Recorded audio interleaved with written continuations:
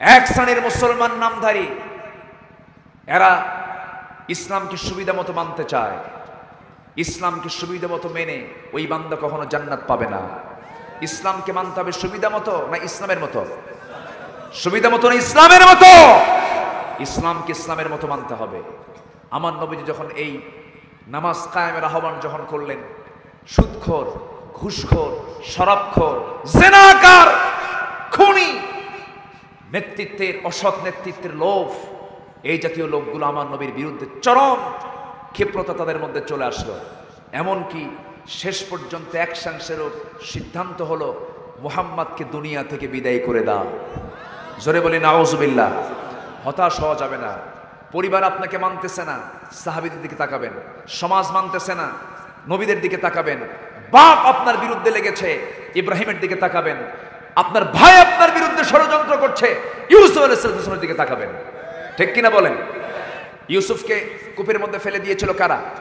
বলেন, কারা ফেলে দিয়েছিল? ভাইরা। অতএব চিন্তার কোনো কারণ নাই। ইসলাম নিয়ে চলবো, যা আছে কপালে, সামনে এগিয়ে যাব। বাতিলদের সামনে আমরা মাথা নত করবো না ইনশাআল্লাহ। আমরা দুনিয়াতে ব্যবসা করতে নামি, ব্যবসা করতে নামি না? কত ব্যবসা, দোকান, কত দোকানদার। আমার দেশে লক্ষ লক্ষ ব্যবসায়ী আছে। ব্যবসায়ী ব্যবসা করতে নামে যখন, সে কি লাভের চিন্তায় নামে না লসের চিন্তায় নামে? লস হয় না? কিন্তু লসটাকে মাথায় নিয়ে নামে। লস হতে পারে, কিন্তু লাভের চিন্তাটা তার প্রাধান্য থাকে। এবং প্রত্যেক বান্দার মধ্যেই লাভ লসের চিন্তা কে দিয়েছেন? আল্লাহ দিয়েছেন। এই জন্য আল্লাহ তাআলা জানেন বান্দা একটু ব্যবসা প্রিয় হয়। আল্লাহ বলছেন, বান্দা আমি তোকে এমন একটা ব্যবসার কথা বলবো যে ব্যবসায় নামলে লসের কোনো চিন্তাই নাই। একটু আস্তে করেন সুবহানাল্লাহ। লসের কোনো চিন্তা নাই, লাভ হবে। চিন্তা মুক্ত হয়ে তুই এই ব্যবসায় নেমে যা, তোর কোনো লস নাই। জোরে বলি সুবহানাল্লাহ। তো সেই ব্যবসাটা আমরা শিখে নেই, একটু জেনে নেই আমরা সবাই। জোরে বলি ইনশাআল্লাহ। আল্লাহ রাব্বুল আলামিন কোরআনে কারীমের ভিতরে সুন্দর করে জানিয়ে দিচ্ছেন, ইন্নাল্লাযীনা ইয়াতলুনা কিতাবাল্লাহি ওয়া আকামুস সালাহ ওয়া আনফাকু মিম্মা রাযাকনাহুম সিররাও ওয়া আলানিয়াহ ইয়ারজুনা তিজারাতান লান তাবুর। জোরে বলি আল্লাহু আকবার। আল্লাহ রাব্বুল আলামিন বলেন, ইন্না, নিঃসন্দেহে, আল্লাযীনা, যারা, ইয়াতলুনা, রিসাইট করে, আবৃত্তি করে, তেলাওয়াত করে, সুন্দর করে যারা পড়ে, কিতাব আল্লাহ, কার কিতাব? আসতে বলবেন না, কার কিতাব? আল্লাহর কিতাব এখন পৃথিবীতে আছে কয়টা? মোট কতগুলো? 104টা। 104খানা কিতাবের প্রতি বিশ্বাস আনতে হবে, বিশ্বাস রাখতে হবে। কিন্তু পৃথিবীতে হুকুম চলছে আজকে কয় কিতাবের? এক কিতাবের। এই কিতাবটা পড়ার বোনাস হলো, এই কিতাব পড়লে পরে পূর্বের 103টা কিতাব পড়ার সমান আল্লাহ রাব্বুল আলামিন তার আমলনামায় দিয়ে দেন। 103 কিতাবে যা ছিল এই কিতাবেও তা আছে, তাওরাতে যা ছিল এই কিতাবেও তা আছে, ইনজিলে যা ছিল তা এই কিতাবে আছে, জাবুরে যা ছিল তাই কিতাবের মধ্যে আছে। আমার বন্ধুগণ, কিন্তু অন্য নবীর উম্মতরা এই বোনাসটা পান নাই, আমরা পেয়েছি এক্সট্রা বোনাস। জাবুরের সওয়াব পেয়ে যাচ্ছি, ইনজিলের সওয়াবটা পেয়ে যাচ্ছি, তাওরাতের সওয়াবটা পেয়ে যাচ্ছি। এই জন্য আমরা কোরআনটা তেলাওয়াত করব, কম না বেশি? আসতে বলবেন, কম না বেশি? কোরআন শুনবো বেশি বেশি, গান শুনবো কম? তাও গান শুনবেন? গান টান শোনা যাবে? যাত্রা দেখা যাবে? কে যেন বললো, কোন এক বুদ্ধিজীবী, মোবাইলে থাকে 32 জিবি, 60 জিবি, 64 জিবি, 128 জিবি, আর কোন এক বুদ্ধিজীবী, ওই বুদ্ধিজীবী তার বুদ্ধি থেকে বের করে বললেন যে দেশে একটা বিপদ লক্ষ্য করা যাচ্ছে। কি বিপদ? দেশে যে যাত্রা ছিল, পালা যাত্রা, লোকসঙ্গীত, এই সমস্ত শত বছরের এই হারানো সংস্কৃতি আমরা হারিয়ে ফেলছি। এই সমস্ত যাত্রা হারিয়ে ফেলার পিছনে সবচেয়ে বড় দায়ী হলো ওয়াজ মাহফিল। কি বুদ্ধিজীবী দেখে। আচ্ছা, যাত্রা দেখে আল্লাহওয়ালা হয়তো না? যাত্রা যারা দেখতে আসে পুরুষ মানুষ, নাচে কারা? ভালো তো না?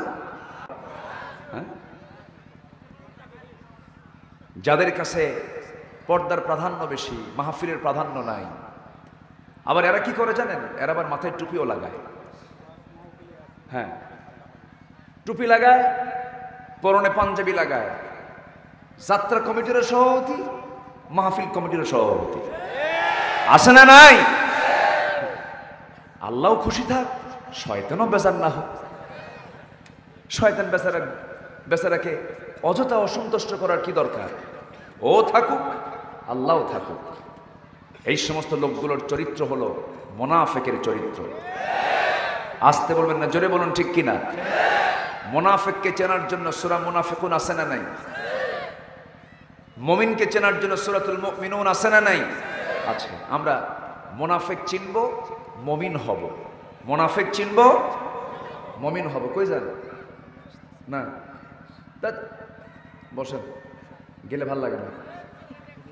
না আসেন, সমস্যা? খাওয়া দাওয়া নাই তো? না খাওয়া ওয়াজ করে, এটা কোনো কথা হলো নাকি? আগে খাওয়া। হ্যাঁ, কুলু ওয়াশরাবু, খাও পান করো, এরপরে যা আছে করো। না খাওয়া ওয়াজ উঠছেন কেন? আপনি তো ওঠাই তো জায়েজ হয় না।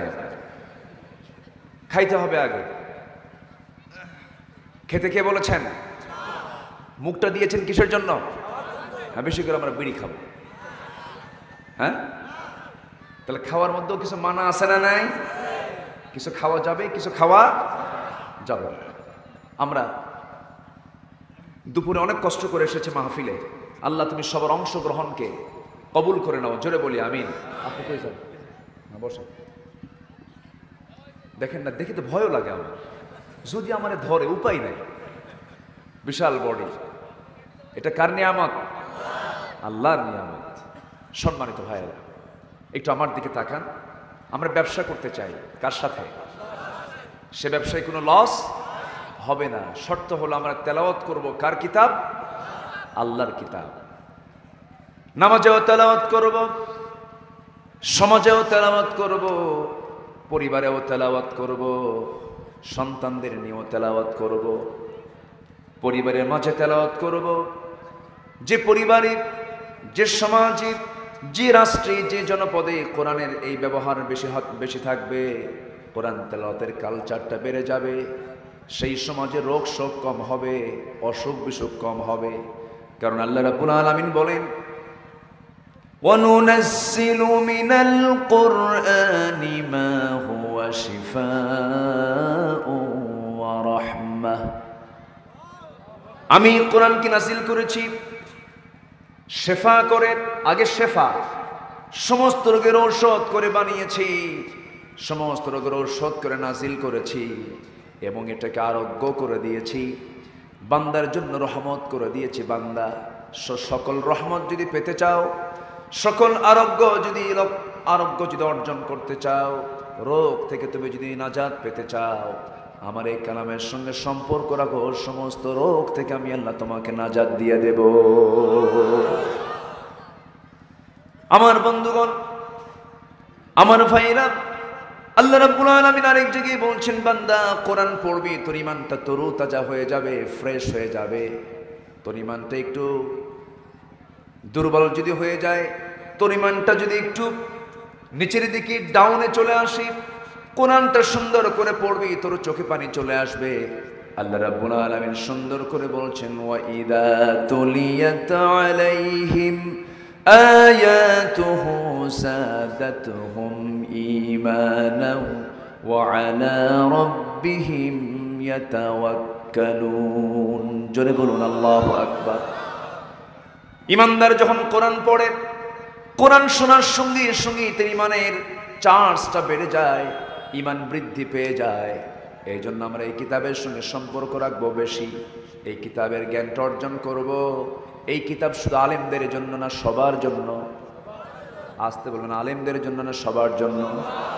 সবার জন্য এই কিতাব। আপনি ভাববেন না যেটা আলেমরা শুধু পড়বে, না, এটা পড়তে হবে, জানতে হবে, শিখতে হবে, জান্নাতের লাইন খুঁজে বের করতে হবে। আলেম দিয়া না, নিজেকেই খুঁজে বের করতে হবে। আপনার জান্নাত আপনাকে নিয়ে নিতে হবে। আপনার জান্নাত অন্য কেউ দেবে না, কেউ কারো না, কেউ আমার আপন না। আমার আপন একমাত্র কে? আসতে বলবেন না কে? আল্লাহ তাআলা। তিনটা কাজ আল্লাহ করতে বলছেন। তিনটা কাজ যদি করতে পারো তাহলে জেনে রেখে দিও এই ব্যবসায় কোনো লস নাই, শুধু লাভ আর লাভ। সবচেয়ে বড় লাভ হলো এই তিনটা কাজ করলে তুমি জান্নাতুল ফেরদাউসের মেহমান হয়ে যাবে। জোরে বলি সুবহানাল্লাহ। আমার দিকে তাকান, একটু মনোযোগ দিতে হবে। কোরআন শুনতে আসলে সবচেয়ে বড় দিকটা হলো আদব রক্ষা করতে হবে। আমি লক্ষ্য করছি মানুষ এখন আসার উপরে আছে, আসতেছে মানুষ, মাহফিল শেষ পর্যন্ত আসবেই মানুষ। এটা এদেশের মানুষের একটা কালচার হলো জুমার নামাজে যখন আজান হয় মুসল্লি কম না বেশি? হ্যাঁ, যখন আজান হয় দুই একজন থাকে, যখন খুতবা শুরু হয় তখনও আসে, যখন নামাজ শুরু হয় তখন জায়গা নেই। অথচ জুমার দিনে যে প্রথম চলে আসবে মসজিদে, আল্লাহ তাআলা তাকে উট কুরবানির সওয়াব দিবেন। ভালো কাজে আমরা পিছে থাকবো না এগিয়ে থাকবো? ওয়াস-সাবিকুন আস-সাবিকুন উলাইকাল মুকাররাবুন, এটাই তো হওয়ার কথা। কিন্তু আমি লক্ষ্য করছি এখনো মানুষ আসতেছে। হ্যাঁ, দিনের বেলা তো বহু কাজ থাকে। আল্লাহ তুমি সবার অংশগ্রহণকে তুমি আল্লাহ কবুল করে নাও। আমি অর্ধেক দেখেছিলাম, ধীরে ধীরে ভরে যাচ্ছে। আর সর্বশেষ যে লোকটা আসবে, এসে আলোচনা শেষ করে যাওয়ার সময় বলবে, হুজুর কি ওয়াজ করলো কিছুই বুঝলাম না, মানে ও শোনেই নেই। কি কথা কি বুঝতেছেন? এই জন্য একটু আমরা ভালো কাজে এগিয়ে থাকবো, আগাম থাকবো, অ্যাডভান্স হব। আমাদের জন্য আল্লাহ পাক জান্নাতটাও আগাম দিবেন, অ্যাডভান্স দিবেন। জোরে বলি সুবহানাল্লাহ। আল্লাহ কবুল করুন। সম্মানিত ভাইরা, কোরআনের জ্ঞান আমাকে আপনাকে অর্জন করতে হবে। তবে হ্যাঁ, জ্ঞানী হলে কিছু জ্ঞানীর মধ্যে অহংকার আছে না? নাই? আছে না? আছে। জ্ঞানীর ভিতরে কিছু অহংকার চলে আসে।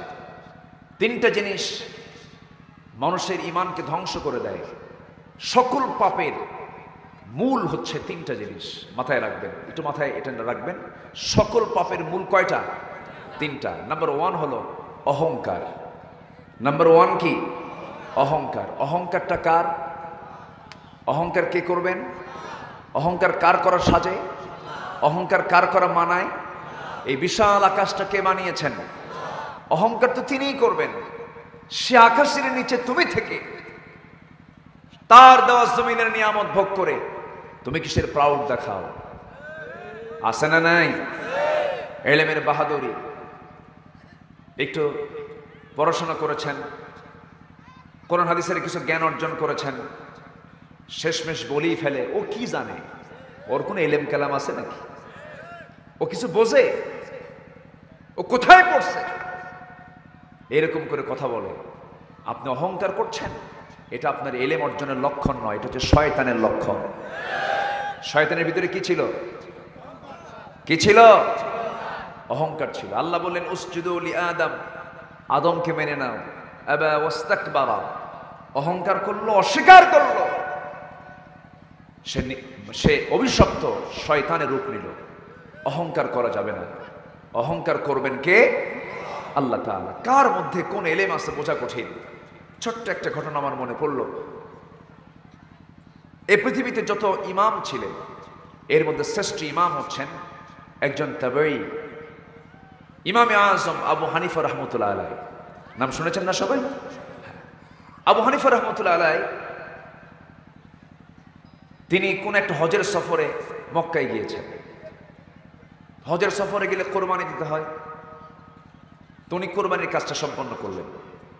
সম্পন্ন করে এরপরেই তিনি হলক করে ইহরামের কাপড় খুলে নেবেন, ইহরাম ভাঙবেন। তো তিনি সেলুনে গেলেন, এক নাপিতকে পেলেন। নাপিতকে বললেন, তুমি কি আমার মাথাটা হলক করে দিবা? হ্যাঁ দেব। কত টাকা নিবা? সঙ্গে সঙ্গে নাপিত বলতেছে, তুমি হজ করতে আসছো নাকি? হ্যাঁ, হজ করতে আসছি। কিন্তু তুমি এরকম বাজার দর করো কেন? তুমি হজটা সফরে এসে হেরামের কাপড় পইরা দামাদামি করো কেন? এটা কি জায়েজ নাকি? উনি থমকে দাঁড়ায় গেছেন। এই নাপিতের ভিতরে এই সেন্স, মারাত্মক ব্যাপার তো। উনি চুপসে গেলেন, থেমে গেলেন। এরপরে নাপিত বলতেছে, আপনি কি মাথা হলক করবেন? হ্যাঁ, হলক করবো আমি। তাহলে বসেন। বসে গেলেন। বসে ডান দিক থেকে সমস্ত কাজ করতে হয়। কোন দিক থেকে? ডান দিক থেকে। তিনি ডান সাইড না দিয়ে তিনি বাম সাইডটা নাপিতের হাতের আগে মাথাটা লাগাই দেবেন। নাপিত বলে, যেটাও তো বোঝেন না, হজ করতে আসছেন, কাজ শুরু করতে হয় ডান দিক থেকে। ভুল কয়টা হলো? আসতে কোন কেন? ভুল কয়টা হলো? ভুল হচ্ছে কি সাধারণ মানুষের না বড় আলেমের? হ্যাঁ? আর ভুলটা ধরতেছে কে? কথা বোঝা যায়? আমার ভাইয়েরা,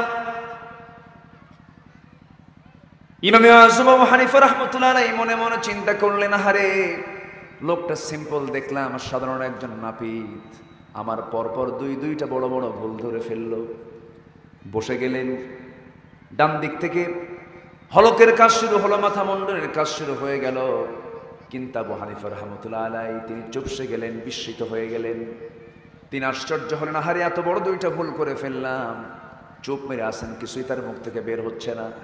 এবার নাপিত বলতেছে, আল্লাহর ঘর কাবা জিয়ারত করতে এসেছো, হজ করতে এসেছো, চুপ করে থাকো, কোন আল্লাহর জিকির করো। সুবহানাল্লাহ বলবেন? চুপ করে কি চিন্তা করো? আল্লাহর জিকির করো। ভুল হলো কয়টা? 3টা ভুল হয়ে গেছে।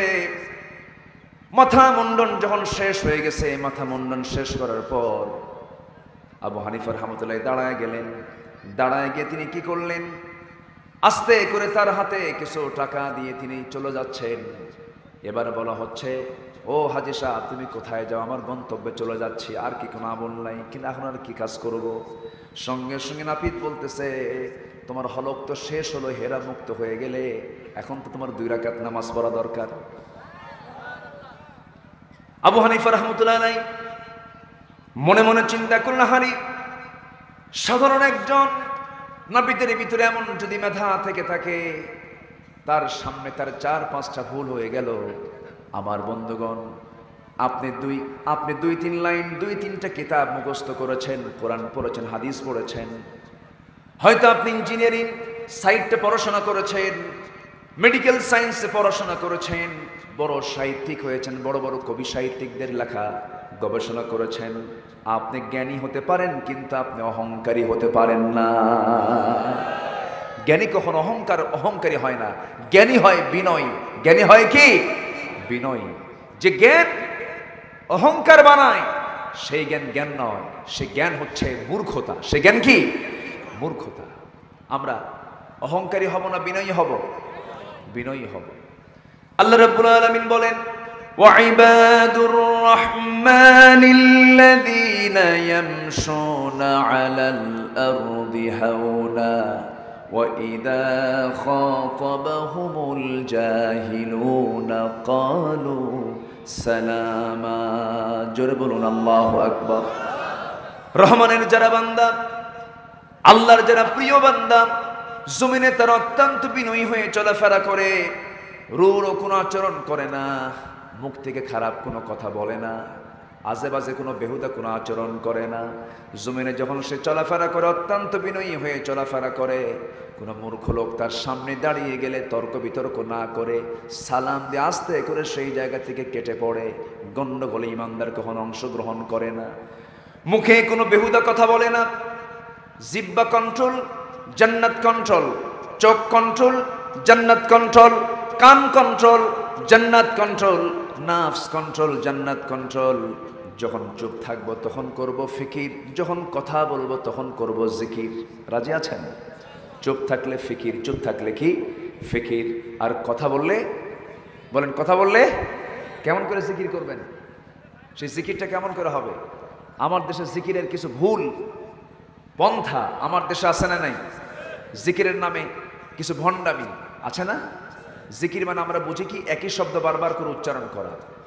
আবার জিকির মানে আমরা বুঝি যে অস্থির হয়ে যাওয়া, ফানাফিল্লা হয়ে যাওয়া। দেখেন না আমার দেশে, ইরে বাপরে বাপ, মানে জিকিরের ঠেলায় পায়জামা থাকে না, এরকম আছে না নাই? এক লাফে আম গাছে ওঠে, জাম গাছে ওঠে, ভুল করে বড়ই গাছে ওঠে না, বড়ই গাছে যে কাঁটা আছে, এরকম কিছু বেকুব আছে না নাই বলেন তো? ইসলামকে হাসির পাত্র বানাবেন না। এমন কোন জিকির ইসলামে নাই, এমন কোন সিস্টেম ইসলামে নাই যে আপনি জিকির করতে করতে অস্থির হয়ে যাবেন, পাগলের মতো হয়ে যাবেন, লাফ মেরে একজন আরেকজনের ঘাড়ে বসবে না। এরকম কোন সুন্নাহ পদ্ধতি আম্বি কেরামদের মাঝে ছিল না, আমার নবীর সাহাবীদের মাঝেও ছিল না। জিকির মানে হলো, সবচেয়ে বড় জিকির হলো ইন্নাল্লাযীনা ইয়াতলুনা কিতাবাল্লাহ, যারা তেলাওয়াত করবে কার কিতাব? আসতে বলবেন না, কার কিতাব? আল্লাহর কিতাব যারা তেলাওয়াত করবে, এটাই হলো মুখে হলো জিকির। আর চুপ থাকলে আমরা ফিকির করব কাকে নিয়ে? আসতে বলুন, কাকে নিয়ে? এবং তার সৃষ্টিকে নিয়ে আমরা ফিকির করব। যে কোনো প্রাণীর দিকে তাকাবো, গভীরতায় চলে যাব, যে কোনো সৃষ্টির দিকে চলে যাব, এটার গভীরতায় চলে যাব। আল্লাহ রাব্বুল আলামিন সুন্দর করে বলছেন, আল্লাযীনা ইয়াযকুরুনাল্লাহা কিয়ামান ওয়া কুউদান ওয়া আলা জুনুবিহিম ওয়া ইয়াতাফাক্কারুনা ফি খালকিস সামাওয়াতি ওয়াল আরদ রব্বানা মা খালাকতা হাযা বাতিলান সুবহানাকা ফাকিনা আযাবান নার। জোরে বলুন আল্লাহু আকবার। ঈমানদার তো তারাই যারা দাঁড়িয়ে থেকে, বসে থেকে, ডানে বামে, শয়নে স্বপনে তারা আল্লাহ তাআলার জিকির করে, আর আল্লাহর সৃষ্টি নিয়ে গবেষণা করে শেষ পর্যন্ত সে চোখের পানি ফেলে দিয়ে বলে, আল্লাহ তুমি যা বানাইছো কোনোটাই তুমি অকল্যাণের জন্য বানাও নাই, প্রত্যেকটি সৃষ্টির মাঝেই তোমার রয়েছে মহাকল্যাণ। জোরে বলি সুবহানাল্লাহ। আমার ভাইরা, আমার বন্ধুগণ, দিন তো চলে যাচ্ছে, যে দিনটা চলে গেল আর তো এই দিনটা ফিরে পাবো না। যে সন্ধ্যা হারিয়ে ফেললাম সেই সন্ধ্যা তো আর পাবো না। এই যে বিকালটা কেটে গেল, এই বিকালকে আর আগামীকালকে পাবো নাকি? আরেকটা বিকাল চলে আসবে। কিন্তু সেই বান্দার জন্য সবচেয়ে বড় আনন্দের বিষয়, যার আজকের বিকেলের চাইতে কালকের বিকালটা আরো ভালো গেল। আজকের বিকালের চাইতে কালকের বিকালকে আরো সুন্দর করতে হবে, তারপরের দিনের বিকালকে আরো সুন্দর করতে হবে, তারপরের দিনের বিকালকে আরো সুন্দর করতে হবে। আজকে রাতে তাহাজ্জুদটা বাদ হয়ে গেছে, কালকে তাহাজ্জুদটা আমাকে পড়তে হবে। পরের দিন তাহাজ্জুদ পড়েছে 4 রাকাত, ডেভেলপ করে তারপরের দিন চিন্তা করতে হবে 8 রাকাত পড়বো। দিন যত বাড়িয়ে যাবে আমার পরিবর্তন হওয়া দরকার, আছে না নাই? আসতে বলবেন না, আছে না নাই? আমি আপনি যে কোনো মুহূর্তে দুনিয়া থেকে বিদায় হয়ে যাব, সেই পরিবর্তনের জন্য 1 নম্বর মাধ্যম হলো ইন্নাল্লাযীনা ইয়াতলুনা কিতাবাল্লাহ। আমরা তেলাওয়াত করব কার কিতাব? আসতে বলবেন না, কার কিতাব? আল্লাহর কিতাব। আমার বন্ধুগণ, সাহাবীরা সুযোগ পেলেই কোরআন পড়তেন। আমার নবীজি কোথাও বসে গেলেই কোরআন তেলাওয়াত করতেন। সাহাবীদের সবচেয়ে বড় প্রিয় কাজ ছিল নামাজ, সবচেয়ে প্রিয় কাজ ছিল কোরআন তেলাওয়াত করা। কারণ এই কিতাবের সঙ্গে যার সম্পর্ক বেশি হয়ে যাবে, এই কোরআন তাকে সুপারিশ করে জান্নাতের মেহমান বানাইয়া নেবে। জোরে বলি সুবহানাল্লাহ। একজন বড় তাবী ছিলেন উরওয়া বিন জুবাইর রাহমাতুল্লাহ আলাইহি। উরওয়া বিন জুবাইর বিখ্যাত বাবার সন্তান, বিখ্যাত একজন মায়ের সন্তান, বিখ্যাত একজন নানার তিনি নাতি ছিলেন। তার নানা ছিলেন কে? আমাদের প্রিয় নবীর সবচেয়ে কাছের মানুষ, প্রথম খলিফা সাইয়েদনা আবু বকর সিদ্দিক রাদিয়াল্লাহু তাআলা আনহু। তার মা ছিলেন তার মেয়ে আসমা বিনত আবু বকর রাদিয়াল্লাহু তাআলা আনহা। বাবা ছিলেন জুবাইর ইবনে আওয়াম রাদিয়াল্লাহু তাআলা আনহু। জান্নাতের সংবাদ এই দুনিয়াতে 10 জন সাহাবী পেয়েছিলেন, তার মধ্যে একজন ছিলেন ওই তাবীর বাবা জুবাইর ইবনে আওয়াম রাদিয়াল্লাহু তাআলা আনহু। তার একমাত্র তার অত্যন্ত প্রিয় ছেলে উরওয়া ইবনে জুবাইর রাহমাতুল্লাহ আলাইহি একজন বড় তাবী ছিলেন, গর্বিত মায়ের গর্বিত সন্তান, গর্বিত পিতার গর্বিত সন্তান। তিনি 71 বছর পর্যন্ত জীবিত ছিলেন। ৭১ বছরে মাত্র একটা দিন ছাড়া কোন একটা দিন, প্রত্যেকটা দিন তিনি কোরআন তেলাওয়াত করতেন এত পরিমাণ। দিনের বেলা 7.5 পারা আর রাত্রে বেলা 7.5 পারা। প্রত্যেক দিন তিনি কোরআন তেলাওয়াত নামাজে পড়তেন 7.5, বসে পড়তেন 7.5, 15 পারা। মনে হয় কম পড়া হয়ে গেছে নাকি? বলি সুবহানাল্লাহ। এমন লোক এখানে আছে জীবনে কোরআন শরীফ পড়েই নেই, এমন লোক আছে না নাই? আছে না? আচ্ছা, নীল জামা পড়া 2 বছরের একটা বাচ্চা হারিয়ে গেছে। তো কি হয়েছে? সমস্যা কি? টেনশন নাই। এখানে হারিয়ে গেলে যাবে কই? যাওয়ার কোনো কায়দা নেই। পাওয়া যাবে, পাওয়া যাবে না? পাওয়া যাবে। বলি ইনশাআল্লাহ। আল্লাহ তুমি বাচ্চাটার 2 বছরের একটা বাচ্চা, তোর মা কই?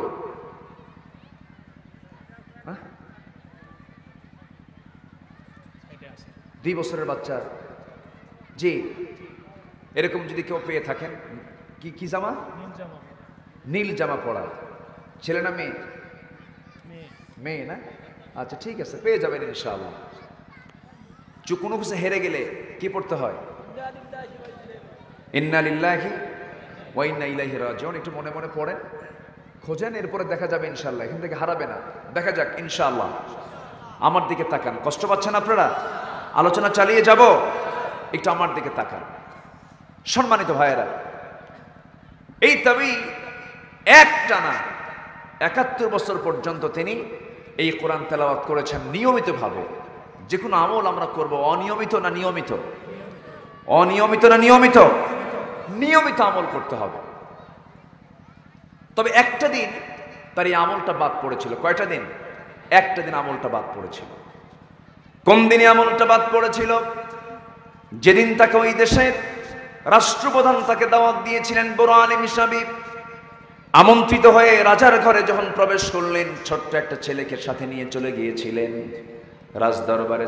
নিজের ছেলেকে নেওয়া হলো, কিন্তু ছেলেটা বাবার চোখ আড়াল করে সে একটা ঘোড়ার ঘরের মধ্যে ঢুকে গেছে, আস্তা বলে ঢুকে গেছে।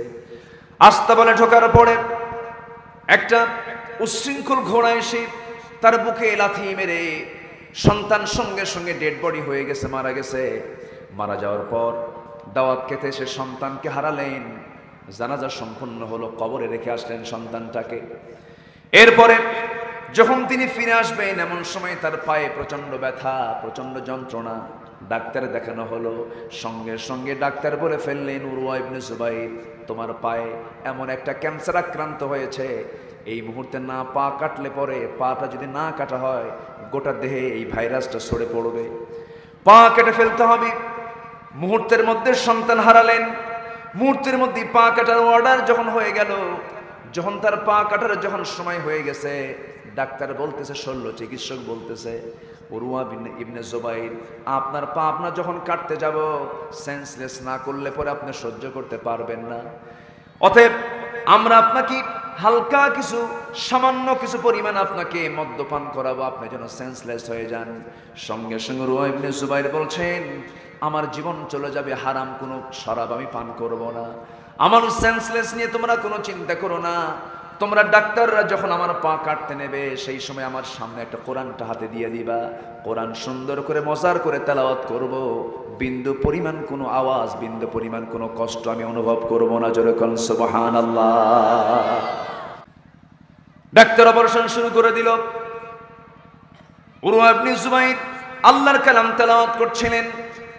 কিতাবের মধ্যে আসছি, উরওয়া ইবনে জুবাইরের পা থেকে, তার দেহ থেকে যখন পাটা কেটে নেওয়া হচ্ছিল, বিন্দু পরিমাণ কোনো আওয়াজ নাই, কিন্তু রক্ত পড়া যখন বন্ধ হয় না, সেই সময় ডাক্তাররা করলো কি, গরম তেল সেই সময়ের চিকিৎসার সিস্টেম অনুযায়ী তার পায়ে চেপে ধরলো। সঙ্গে সঙ্গে তিনি সেন্সলেস হয়ে পড়লেন। বেশ কয়েক ঘন্টা ধরে তার কোনো সেন্স ছিল না। আমার ভাইয়েরা, ৭১ বছর বয়সে তিনি মারা গেলেন। ওই দিন ছাড়া গোটা জিন্দেগিতে তিনি এই তেলাওয়াতটা কখনো বন্ধ রাখেন নাই। যেরকম সুবহানাল্লাহ। ফেসবুক দেখা হয়, ফেসবুক নিয়মিত চোখে না রাখলে মনে হয় কি যেন হারিয়ে গেছে। ফেসবুক দেখা নিয়মিত, টেলিভিশন দেখা নিয়মিত, টক শো দেখা নিয়মিত, পান খাওয়া নিয়মিত, কোরআন তেলাওয়াত করা নিয়মিত, এমন সংখ্যা খুব বেশি হবে না কম হবে? আমরা কোরআনটা সুন্দর করে নিয়মিত পড়ব। এত আসতে বললেন, এত আসতে বললেন, জোরে বলি ইনশাআল্লাহ। কোরআনকে যারা অচল করতে চায় তারাই অচল হয়ে পড়বে। গোটা পৃথিবীতে 6 কোটি হাফেজে কোরআন। কত কোটি? 6 কোটি হাফেজ। তো কোরআনের এই আওয়াজ যত বাড়বে সমস্ত আলোকিত হবে। কিন্তু একটা পক্ষ চায় কোরআনের আওয়াজকে কেমনে বন্ধ করা যায়, কোরআনকে কেমনে নির্মূল করা যায়, কোরআন ওয়ালাদেরকে কেমনে অচল করা যায়। 4 শিকের মধ্যে রেখে অচল হবে না। কোরআনকে কেউ নিভিয়ে দিতে পারবে না। ইসলাম কারো বাবার নয়, ইসলাম কোনো পৈতৃক সম্পত্তি নয়। ইসলাম কোথায় থাকবে, রাষ্ট্রে থাকবে কি থাকবে না তোমার বলার কেউ না তুমি। ইসলাম ছিল, আছে, থাকবে। তুমি থাকবে না, আমি থাকবো না। অতএব ইসলাম নিয়ে যারা কথা বলে, ইসলামকে যাদের গায়ে জ্বালা পড়া করে, ইসলাম শুনলে পরেই ওদের জানাজা না দিয়া কুত্তা বিলাইয়ের মতো বিদায় করা দরকার ওদেরকে। রাজি আছেন কারা কারা? হাত উঁচু করে দেখান মুসলমান।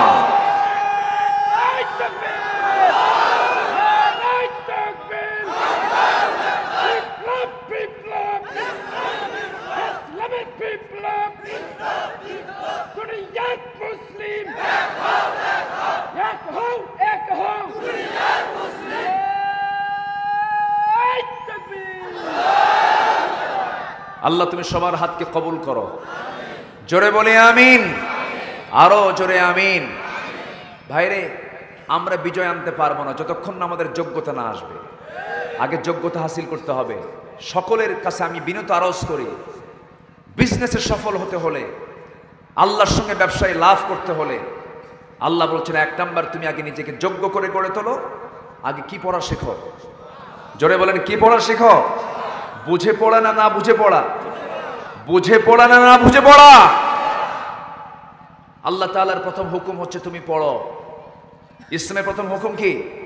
পড়ো। ইকরা, তোমাকে পড়তে হবে, তোমাকে শিখতে হবে। হয়তো অনেক বুড়ো চাচা বলতেছেন আমাদের বয়স তো 60 বছর 70 বছর হয়ে গেছে, পড়বো কেমনে? কিন্তু না, পড়ার জন্য নির্দিষ্ট কোনো বয়স নেই। কারণ আমাকে সবার আগে চিনতে হবে কাকে? আল্লাহকে চিনতে হবে। আমার ভাইয়েরা, আমার বন্ধুগণ, এই পড়ার মাঝে যদি কেউ বাধা সৃষ্টি করতে চায় আমরা তা মানব না।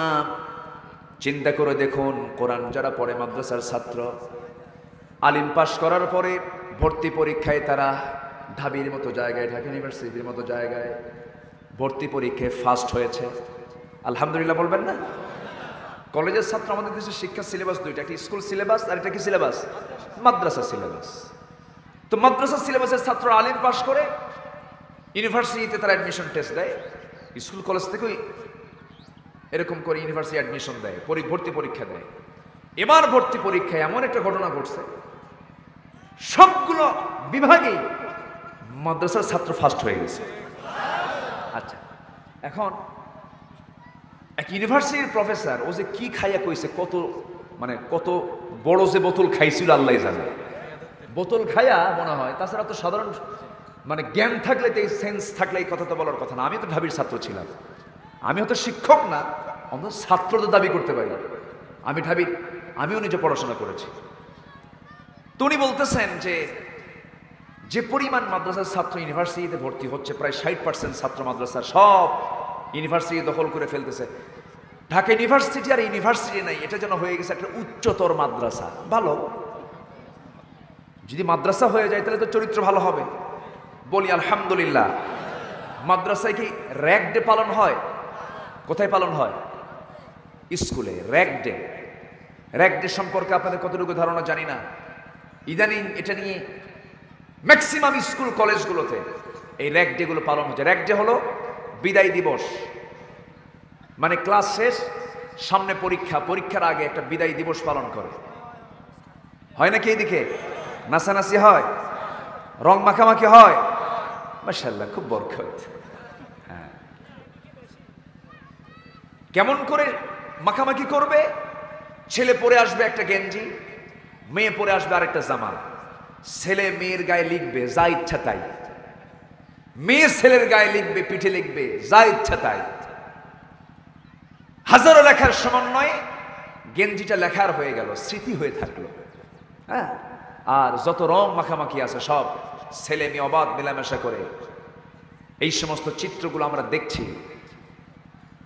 সম্মানিত ভাইয়েরা, কোন মুসলিম সমাজে এমন চিত্র শোভনীয় নয়, ঠিক কিনা? আমরা যখন এই জাতীয় বিষয়ের বিরুদ্ধে যখন কথা বলি তখন আমাদেরকে বলা হয় প্রগতিবাদী নয়, এরা প্রগতি বিরোধী। যদি বেহায়াপনা যদি প্রগতিবাদী হয়, ওই প্রগতির দরকার নাই, ওটা হচ্ছে চরম দুর্গতি, ঠিক কিনা? ওগুলোর ধারে পাশে আমরা যাব না। যুবকরা, তোমার যৌবনকে কন্ট্রোল করতে হবে, মেয়েদেরকে ভয় পেতে হবে বিয়ার আগে। বিয়ার পরে বউ তো পাবাই, মাশাআল্লাহ। বিয়ে করবা না? কিছুই কয় না। বিয়ে করবা না তোমরা? হ্যাঁ করবো, কইছে করবো। হ্যাঁ, বিয়ে করতে হবে, কিন্তু অন্যের বউ না, কিন্তু অন্যের বউ কিন্তু নিয়ে আসা যাবে না। এখন আবার ইদানিং সমস্যা হয়ে গেছে বেশি, আছে না নাই বলেন তো? কত মেয়ে পড়ে আছে অন্য বাড়িতে, অন্যের বউ নিয়ে আউট, 3 দিন নাই। আছে না নাই বলেন তো? আছে না নাই? আচ্ছা, এগুলো সব বন্ধ হয়ে যেত সমাজে কিসের বিধান চালু হলে, কিসের তেলাওয়াত চালু হলে, কিসের শিক্ষা চালু হলে? স্কুলে পড়বে আপনার সন্তান, কলেজে পড়বে আপনার সন্তান, কোনো আপত্তি নেই। ডাক্তার হবে, ইঞ্জিনিয়ার হবে, জজ হবে, ব্যারিস্টার হবে, নেতা হবে, এমপি হবে, মন্ত্রী হবে, কোনো আপত্তি নেই। মাদ্রাসায় যেমন কোরআন সিলেবাসটা আছে, এই কোরআন নামক কিতাবটাকে প্রত্যেকটি শিক্ষার সাথে এটাকে কম্পালসারি করে দেন। আল্লাহর কসম, এই জাতির চরিত্র হবে বিশ্বমানের চরিত্র। ইন্নাল্লাযীনা ইয়াতলুনা কিতাবাল্লাহ, যারা আল্লাহর কালামকে তেলাওয়াত করবে তাদের ব্যবসায় কোনো লস হবে না। জোরে বলে সুবহানাল্লাহ। তখন দেখা যাবে কি, ইউনিভার্সিটি পড়ুয়া একটা ছেলেও কোরআন সুন্দর করে তেলাওয়াত করবে, ইঞ্জিনিয়ার একজন সুন্দর করে তেলাওয়াত করবে, ডাক্তারও সুন্দর করে তেলাওয়াত করবে। তখন নির্দিষ্ট ইমাম যদি না থেকে যায়, যে কোনো মুসল্লি সামনের কাতারে সে ইমাম হতে পারবে। আমার বন্ধুগণ, আমার দেশে হাজার হাজার ডাক্তার আছে যারা সূরা ফাতিহা সহি করে পড়তে পারে না, আছে না নাই? হাজার হাজার ইঞ্জিনিয়ার আছে সহি করে কোরআন পড়তে পারে না। আমার বন্ধুগণ, জাতির চরিত্র ভালো করার জন্য হাজার হাজার বই পড়ার দরকার নাই। একটা জাতিকে সুন্দর করে সুসংগঠিত করার জন্য একটা কিতাবই যথেষ্ট, তার নাম হলো কোরআন। জোরে বলি সুবহানাল্লাহ। সফল হওয়ার জন্য, ব্যবসায় লাভ করার জন্য আমি কয়টা কাজের কথা বলেছি? 3টা। চলতেছে কয় নাম্বার? 1 নাম্বার। আমার ভাইয়ের একটু কান লাগান। আল্লাহ রাব্বুল আলামিনের পরে বলছেন, ইন্নাল্লাযীনা ইয়াতলুনা কিতাবাল্লাহি ওয়া আকামুস সালাত ওয়া আনফাকু মিম্মা রাযাকনাহুম সিররান ওয়া আলানিয়াহ। নাম্বার 2 হলো যারা নামাজ কায়েম করবে। আগে নামাজে দাঁড়ানোর আগে কোরআন পড়ার দরকার আছে না নাই? নামাজে কি পড়া লাগে? কি পড়া লাগে? নামাজে দাঁড়িয়ে তো কোরআন তেলাওয়াত করতে হয়। এই জন্য আল্লাহ রাব্বুল আলামিন আগে তেলাওয়াতের কথা বললেন। নাম্বার 2 বললেন যারা নামাজটা কায়েম করবে। এখানে নামাজ কায়েমের কথা এসেছে। আমার বন্ধুগণ, খুব পরিচিত কথা। আল্লাহ রাব্বুল আলামিন গোটা কোরআনে যত বক্তব্য দিয়েছেন নামাজ নিয়ে, যত ওয়াজ করেছেন আল্লাহ পাক নামাজ নিয়ে, নামাজের ব্যাপারে শুধু একটা জায়গায় বলেছেন নামাজ পড়ো, নামাজটা তুমি সুন্দর করে আদায় করো। এক জায়গায়, ইন্না আ'তাইনাকাল কাউসার ফাসাল্লি লিরাব্বিকা ওয়ানহার ইন্না শানিআকা হুয়াল আবতার। হে রাসূল, আমি আপনাকে হাউজে কাউসার দান করেছি, অতএব আপনি নামাজ পড়ুন। আপনি কি করুন? নামাজ পড়ুন। এই নামাজ পড়ুন কথাটা মাত্র একবার এসেছে। আর আকামুস সালাহ, নামাজ কায়েমের কথা এসেছে 80 বারেরও বেশি বার। জোরে বলি সুবহানাল্লাহ। আমার দেশে কি নামাজ কায়েম আছে? হ্যাঁ, ভালো করে বলেন। আমার দেশে কি নামাজ কায়েম আছে? আদায় কোনো মতো আছে, নামাজটা আদায় হয়। মসজিদে কিছু মুসল্লি নামাজে হাজির হয়, কিন্তু বাধ্যবাধকতা আছে? বাধ্যবাধকতা আছে? নাই। জোড়াজোড়ি নাই। নামাজ পড়ো না পড়ো এটা নিয়ে কোনো কথা নাই। কিন্তু মাঝখানে এমন একটা টাইম গেছে, মুখে মাস্ক না পড়লে পুলিশ কি করতো? হ্যাঁ, পিটাতো না? পিটাতো। তোমার হুন্ডার লাইসেন্স আছে না নাই এটাকে দেখবো না, আগে তোর মুখের মাস্ক আছে নাকি? ঠিক কিনা বলেন? মানে হুন্ডার লাইসেন্সের চেয়ে বড় আকার ধারণ করেছিল মুখের মাস্ক।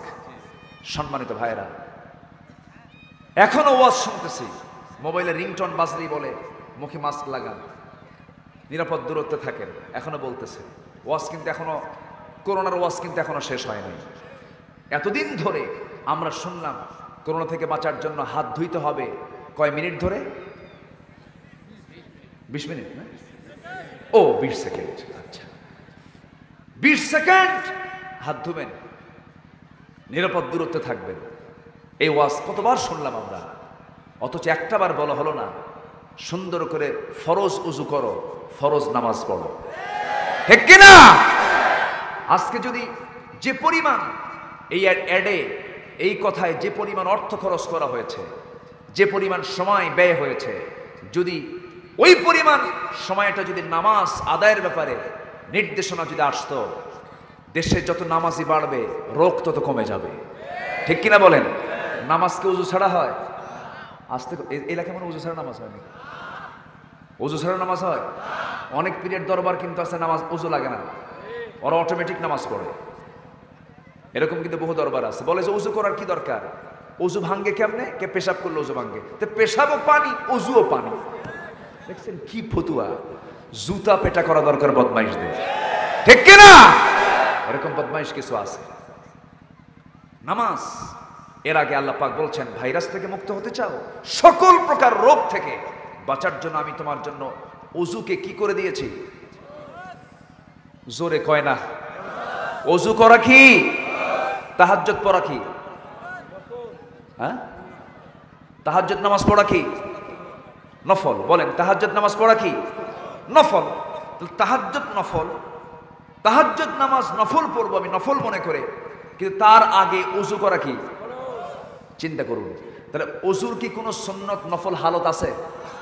আপনি সুন্নত নামাজ পড়েন, ওয়াজিব নামাজ পড়েন, ফরজ নামাজ পড়েন, কিন্তু ওযু আপনার জন্য অল টাইম কি? ফরজ। সম্মানিত ভাইয়েরা, সে ওযুর জন্য কথা বলে না 20 সেকেন্ড ধরে হাত ধো, একটু দূরে থাকো, এই সমস্ত কথাগুলো আসে। সম্মানিত ভাইয়েরা, জাতির চরিত্র তখনই ভালো হবে যখন জাতির ভিতরে কোরআন তেলাওয়াতটা বাড়বে এবং জাতির ভিতরে যখন নামাজের পরিবেশ চলে আসবে। কি সুন্দর করে আল্লাহ পাক একটার পর একটা সুন্দর করে সাজিয়ে বলছেন আমরা নামাজি হব। জোরে বলি ইনশাআল্লাহ। কয় ওয়াক্ত নামাজ? আসতে বলবেন না, কয় ওয়াক্ত নামাজ? কারা কারা পড়বেন একটু হাত তুলে দেখেন তো, দেখি দেখেন তো কারা কারা তোলে নাই। তুলছে? সবাইকে হাত তুলছে? যে হাত তুলবে না ভাববেন যে ওটা কি কি বলবো, অতটুকু বলা যায় বেনামাজি বলা যায়। আমি আর ফতুয়া টতু দিই না, বুঝলেন? ফতুয়া দিতে আমি অভ্যস্ত নই। আল্লাহ তুমি সবার হাতকে কবুল করো। জোরে বলি আমিন, আরো জোরে আমিন। নামাজ পড়বেন না সবাই? আজকে এই মাঠে এটা প্রমাণ হবে। হাত নামান, এই মাঠে আজকে প্রমাণ হবে হাত কয়জনের উঠলো আর নামাজ কয়জন পড়লো। কথা বোঝা গেল কি? আজকে এই মাঠে এটা প্রমাণ হবে। হুজুর ওযু তো নাই, হয়তো অনেকে চিন্তা করতেছেন ওযুর জন্য সময় দেওয়া হবে, এখানে নামাজ হবে। জোরে বলি ইনশাআল্লাহ। নামাজ আদায় করা হলো ফরজ, ওয়াজ তো ফরজ না, নামাজ আদায় করা কি? ফরজ। এটা আমরা মাথায় রাখবো। জোরে বলি ইনশাআল্লাহ। নামাজ কায়েম আর নামাজ আদায়, নামাজ আদায় সবাই করে, নামাজ আদায় কোনো বাধা নাই। ডোনাল্ড ট্রাম্প নামাজের পারমিশন দিয়ে দেবে, নরেন্দ্র মোদী নামাজের পারমিশন দিয়ে দেবে, এরপরে জো বাইডেন নামাজের পারমিশন দিয়ে দেবে, থেরেসা মে, বরিস জনসন নামাজের পারমিশন দিয়ে দেবে, কোনো সমস্যা নাই। শুধু বলবেন নামাজটা রাষ্ট্রীয় আকারে, আইন আকারে নামাজের বিলটা পাশ করতে হবে। আবু জেহেল সামনে দাঁড়াবে না? আসতে কোন কেন? আমার দেশে এরকম আবু জেহেল আছে না নাই? কেবল কিন্তু অশুরু কেন রু ওয়াজ কিন্তু শুরু। চালাবো চালাবো। তাহলে নামাজ আদায়ে কোনো বাধা, নামাজ কায়েমে, নামাজ কায়েমে বাধা আছে না নাই? নামাজ যদি কায়েম হয় সুদ থাকবে না। কালীগঞ্জে হাতিবান্ধায় কোনো সুদের কারবার নাই, আছে? দয়া করে এই মুহূর্তে কেউ উঠবেন না, উঠলেই কিন্তু ভাববো ওই লোকটা সুদ খায়। একটু টাইম মতো থাকেন সব। নামাজ কায়েম হলে পরে ঘুষ চলবে না, নামাজ কায়েম হয়ে গেলে পরে জেনার কোনো লাইসেন্স থাকবে না। তো এইগুলো সমস্ত কারবারে যারা অভ্যস্ত তারা কি নামাজ কায়েম চাবে? তারা ব্যবস্থা করবে যে নামাজ কোনো মতো আদায় করি, এগুলো থাকুক ওগুলো থাকুক, মাঝে মাঝে একটু পূজার মণ্ডপে যাই একটু প্রসাদও খেয়ে আসবো, সমস্যা তো থাকে, কোনো সমস্যা নেই, আল্লাহ ক্ষমা করেই দেবে। মানে এমন ভাবে কয় মানে আল্লাহ মনে হয় ওর দ্বারা পরিচালিত হয়। যেরকম নাউজুবিল্লাহ, এত বড় বেকুব। সম্মানিত ভাইয়েরা, এক শ্রেণীর মুসলমান নামধারী এরা ইসলামকে সুবিধা মতো মানতে চায়, ইসলামকে সুবিধা মতো মেনে ওই বান্দা কখনো জান্নাত পাবে না। ইসলামকে মানতে হবে সুবিধা মতো না ইসলামের মতো? সুবিধা মতো না ইসলামের মতো? ইসলামকে ইসলামের মতো মানতে হবে। আমার নবীজি যখন এই নামাজ কায়েমের আহ্বান যখন করলেন, সুদখোর, ঘুষখোর, শরাবখোর, জিনাকার, খুনি, নেতৃত্বের অসৎ নেতৃত্বের লোভ, এই জাতীয় লোকগুলো আমার নবীর বিরুদ্ধে চরম ক্ষিপ্রতা তাদের মধ্যে চলে আসলো। এমনকি শেষ পর্যন্ত একশাংশেরও সিদ্ধান্ত হলো মুহাম্মাদকে দুনিয়া থেকে বিদায় করে দাও। জোরে বলি নাউজুবিল্লাহ। হতাশ হওয়া যাবে না। পরিবার আপনাকে মানতেছে না, সাহাবীদের দিকে তাকাবেন। সমাজ মানতেছে না, নবীদের দিকে তাকাবেন। বাপ আপনার বিরুদ্ধে লেগেছে, ইব্রাহিমের দিকে তাকাবেন। আপনার ভাই আপনার বিরুদ্ধে ষড়যন্ত্র করছে, ইউসুফ আলাইহিস সালামের দিকে তাকাবেন। ঠিক কিনা বলেন? ইউসুফকে কূপের মধ্যে ফেলে দিয়েছিল কারা? বলেন, কারা ফেলে দিয়েছিল? ভাইরা। অতএব চিন্তার কোনো কারণ নাই, ইসলাম নিয়ে চলবো, যা আছে কপালে, সামনে গিয়ে যাব, বাতিলদের সামনে আমরা মাথা নত করবো না ইনশাআল্লাহ। ইসলাম এত সহজে আসে নাই। বিশেষ করে আমার একটা সাহাবীর কথা বেশি মনে পড়ে, ওমর ফারুক, উবাইদা ইবনুল জাররাহ রাদিয়াল্লাহু তাআলা আনহু। আল্লাহু আকবার, আল্লাহু আকবার। এত সস্তা ঈমান নয়। বদর যুদ্ধের দিন, বদর যুদ্ধ তো বাপ বেটা যুদ্ধ। কি বেটা যুদ্ধ বলেন? বাপ বেটা, ভাই ভাই, চাচা, আপন রক্ত। যুদ্ধের দিন সবাই সবাইকে দেখতে পাচ্ছে। উবাইদা ইবনুল জাররাহ রাদিয়াল্লাহু তাআলা আনহু নামাজ কায়েমের জন্য, দিন কায়েমের জন্য বদর যুদ্ধে তিনি হাজিরা দিয়েছেন। চোখের সামনে বাপ পড়ে গেছে। বাপকে দেখা মাত্রই উবাইদা ইবনুল জাররাহ রাদিয়াল্লাহু তাআলা আনহু বাবার চিত্র দেখেই তরবারি আর চলে না, তরবারি আস্তে করে তিনি কি করলেন? কোষবদ্ধ করলেন, তরবারি গোটায় নিয়ে ঘুরে ফিরে দাঁড়ালেন। পরক্ষণেই মনে মনে চিন্তা করলেন, আমার জন্মদানকারী পিতা মনে করে আজকে আমি ইসলামের দুশমনকে আমি আমার সামনে থেকে হারিয়ে ফেললাম। আমার বাপকে বাপ মনে করে নবীর দুশমনকে আমি হাতছাড়া করে ফেললাম। কিয়ামতের দিন আমাকে মুনাফিকের কাতারে দাঁড় হওয়া লাগবে। এই চিন্তা মাথায় আসার সঙ্গে সঙ্গে আবার তিনি ঘুরে দাঁড়ালেন। কোষবদ্ধ তরবারি কোষমুক্ত করে তিনি বাপকে বাপ না মনে করে, শিরকের প্রতীক মনে করে আল্লাহর জমিনে দিন, আল্লাহর জমিনে নামাজ সালাতকে কায়েমের জন্য তিনি করলেন কি? বাপকে বাপ মনে করলেন না। তরবারি হাঁকায় দিলেন গর্দান বরাবর, মাথা ছিটকে পড়ে গেল, ধর আরেকদিকে ছিটকে পড়ে গেল। যুদ্ধে মুসলমানদের বদরে যখন বিজয় চলে আসলো, সবার মুখে হাসির ঝিলিক। কিন্তু আমার নবীজি লক্ষ্য করে দেখেন, উবাইদা যুদ্ধের একটা কোনায় ডুকরে ডুকরে বসে বসে কান্দে। আমার নবীজি বলেন, সাহাবীরা রে, আমার প্রিয় সাহাবী উবাইদার চোখে পানি কেন? কি হয়েছে? ও কান্দে কেন? আমাদের তো বিজয়। উবাইদার বাপ আজকে যুদ্ধের ময়দানে মারা গেছে। রাসূলুল্লাহ, হারে কে মেরেছো? তার বাপকে মেরে ঠিক করো নাই। সাহাবীরা বলছেন, ইয়া রাসূলুল্লাহ, উবাইদার বাপকে তো আমরা মারি না, উবাইদা নিজেই তার বাপকে দুনিয়া থেকে বিদায় করে দিয়েছে।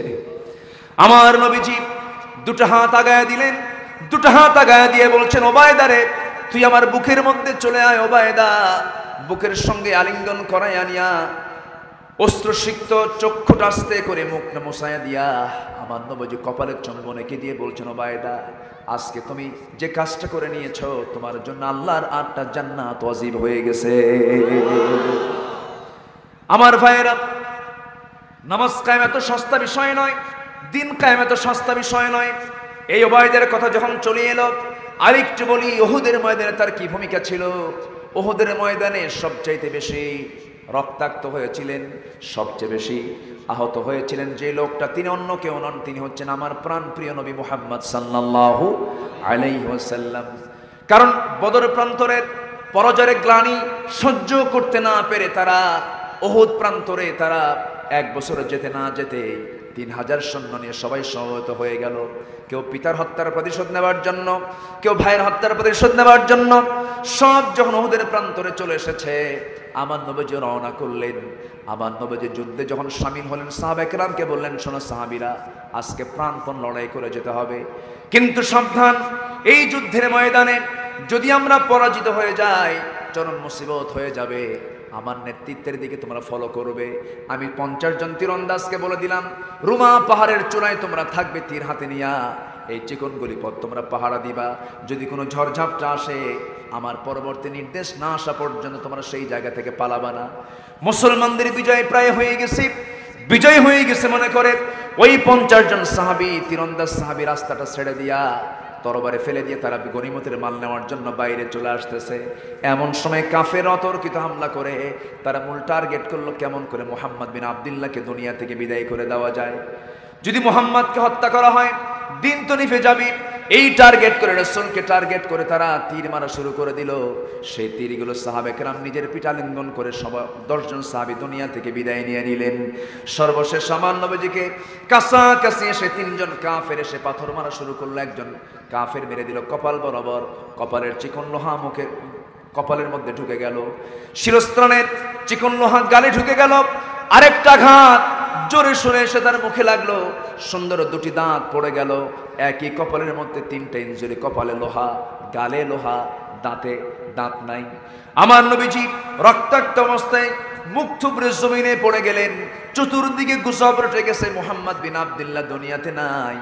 সাহাবে কেরাম পাগলের মতো হয়ে গেছেন, সাহাবে কেরাম অস্থির হয়ে গেছেন। যুদ্ধ এক পর্যায়ে থেমে গেছে। সাইয়েদনা আলী রাসূলকে খুঁজে খুঁজে বের করলেন।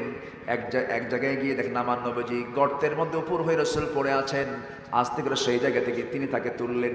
হযরত আলী কাঁদতে কাঁদতে বলছেন, ইয়া রাসূলুল্লাহ, যে লোকগুলো আপনাকে এত কষ্ট দিল আপনি তাদের জন্য লানত করুন। রাসূল বলছেন, আলী রে, চিন্তা করো না, আমার রক্ত জমিনে যখন পড়েছে এই জমিনেই দেখতে পাবে নামাজ কায়েম, দিন কায়েম হয়ে গেছে। কোনো টেনশন নাই, কোনো হতাশা নাই আলী। আমি নিজের চোখে দেখেছি সাইয়েদনা আলী রাসূলকে যখন কোলের মধ্যে তুলে যে স্থানে রেখেছিলেন, যে পাহাড়ের উঁচু চূড়ায় তাকে শোয়া রেখে তার খেদমত করা হয়েছিল, সেই পাহাড়টা আমি নিজের চোখে দেখে এসেছি। ওই জায়গায় রাখা হলো।